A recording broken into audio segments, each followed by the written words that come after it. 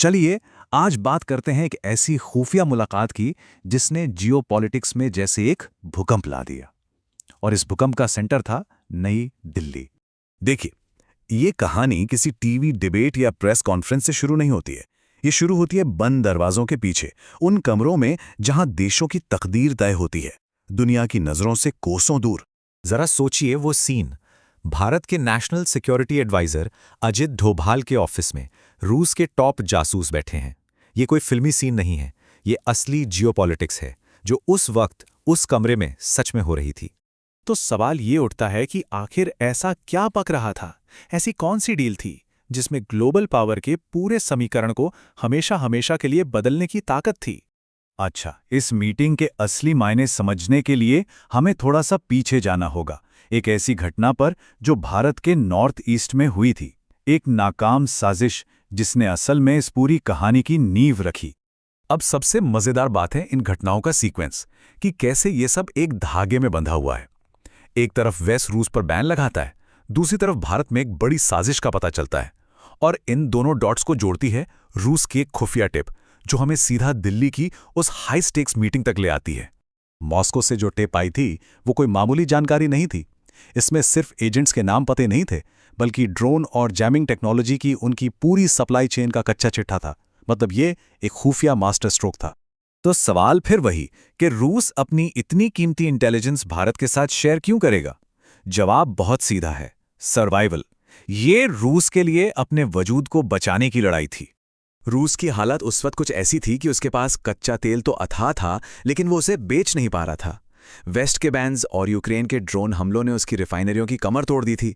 उसकी पूरी इकोनॉमी का दम घुट रहा था और उसे एक इकोनॉमिक लाइफलाइन की सख्त जरूरत थी, तुरंत।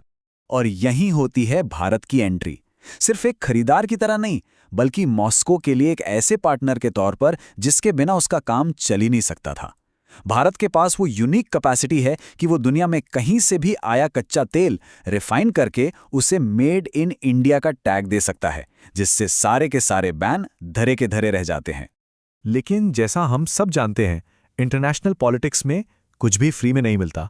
हर मदद की एक कीमत होती है। तो अगर रूस को कुछ चाहिए था तो बदले में भारत की भी अपनी शर्तें थीं, अपनी मांगें थीं। तो सौदा एकदम साफ था। रूस को आर्थिक संकट से बचाने के बदले भारत को मिलेगी रूस की सबसे कीमती चीज, उसकी खुफिया जानकारी और उसके काम करने का पूरा तरीका। भारत ने सिर्फ मदद का हाथ नहीं बढ़ाया, बल्कि एक बहुत बड़ी कीमत भी वसूली। भारत ने सिर्फ इधर उधर की जानकारी नहीं मांगी, भारत ने रूस से उसकी पूरी प्ले बुक ही मांग ली। मतलब वो पूरा का पूरा सिस्टम, वो पूरा तरीका जिससे रूस दुनिया भर में अपना स्पाई नेटवर्क ऑपरेट करता है।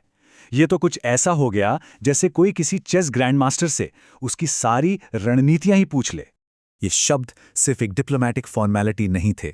नहीं, ये दुनिया को एक खुला मैसेज था, एक नए और बेहद मजबूत स्ट्रेटेजिक अलायंस का ऐलान, जिसे अब कोई रोक नहीं सकता। तो ये सौदा सिर्फ तेल और इंटेलिजेंस का नहीं है, ये वर्ल्ड स्टेज पर पावर के एक नए सेंटर ऑफ ग्रेविटी का सिग्नल है, जहां पुराने नियम टूट रहे हैं और नए गठबंधन बन रहे हैं।